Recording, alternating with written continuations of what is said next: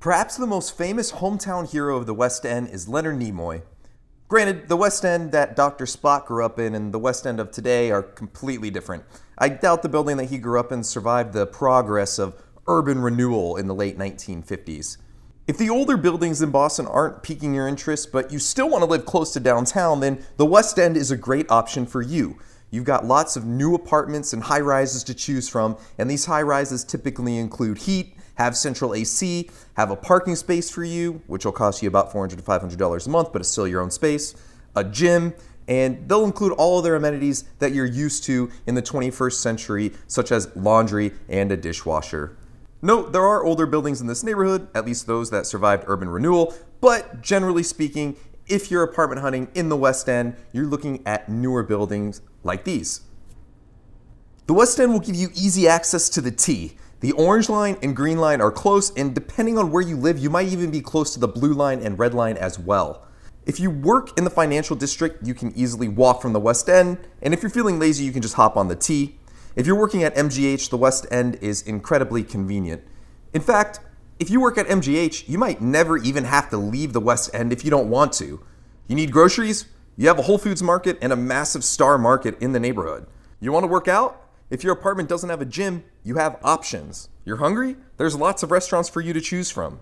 You want to go to a concert? You can walk to TD Garden. Want to catch a professional sporting event? TD Garden has you covered there too. You can buy cheap tickets to Celtics or Bruins games right after tip-off or puck drop and walk right over. You want to go to a bar with your friends? You've got a good selection. And if you do get bored of the West End, leaving is easy. You can walk right next door to the North End. You can walk downtown to all of the activities that are there. You can walk over to the Boston Common. The West End has everything that you need inside of it, but it's still close to other things that you can go do and see. However, like every other neighborhood in Boston, there are considerations that come with the territory of living in each neighborhood. And in the case of the West End, you sacrifice Boston charm. The building is mostly newer high-rises, newer buildings. And look, one aspect about Boston that I love is its charm. Outside of a few blocks that still exist from the old days, there's not a lot of charm in the West End. You have so much history in the city of Boston, so many unique and well-known establishments, and the West End is a little more manufactured, if that makes sense. Think of it like this. If you drop someone with a bit of architectural or cultural knowledge in the middle of Charlestown or South Boston and ask them what city they're in,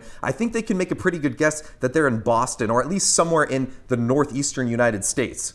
If you drop someone in the middle of the West End, I think they could guess that it's just about any city in the US.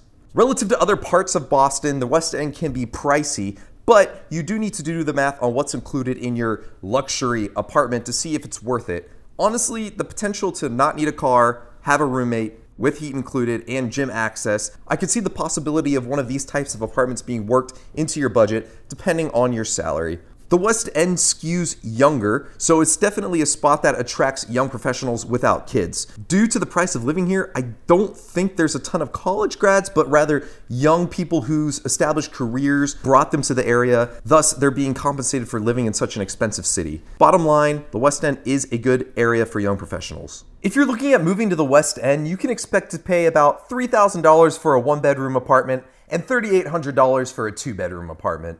This is pricey, but again, if you're looking at a new building, remember to do the math and see what's included in rent that you would otherwise be paying for separately if you lived in a different neighborhood in an older building.